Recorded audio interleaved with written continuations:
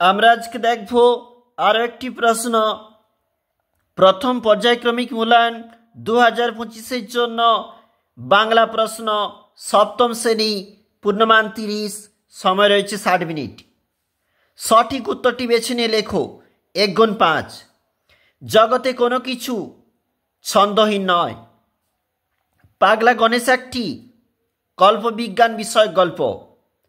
হরতাল শব্দটি কোন শব্দ থেকে এসেছে?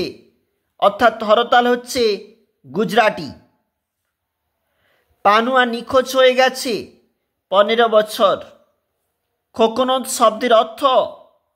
কোকোনদ শব্দের অর্থ হচ্ছে লাল পদ্ম। এর পরে বলেছে 1 নম্বরের প্রশ্ন, কি কি দিয়ে রামকিঙ্কর রঙের প্রয়োজন মেটাতেন?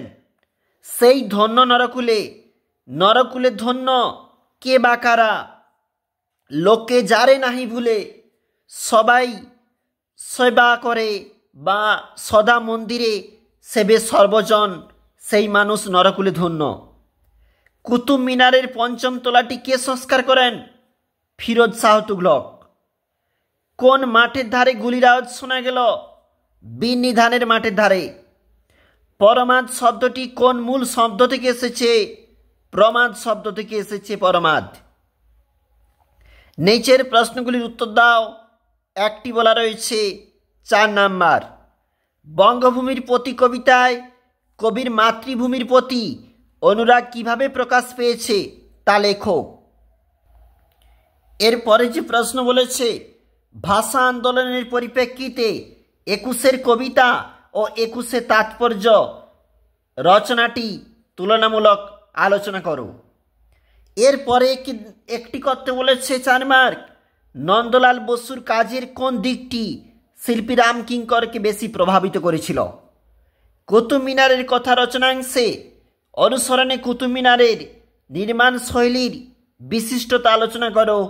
অবশ্যই পরীক্ষার জন্য ভিভিআই। সেই স্তক মাকু আমাকে খুঁজে বেড়াচ্ছে, মাকু বক্তাকে খুঁজে বেড়াচ্ছে কেন? হ্যান্ডবিলে মাকুর যে বিবরণ দেওয়া হয়েছিল তা লেখো। সোনাটিয়া হাসতে লাগলো, সোনাটিয়ার হাসির কারণ কি? অবশ্যই ভিভিআই। 2টি প্রশ্নের উত্তর দাও।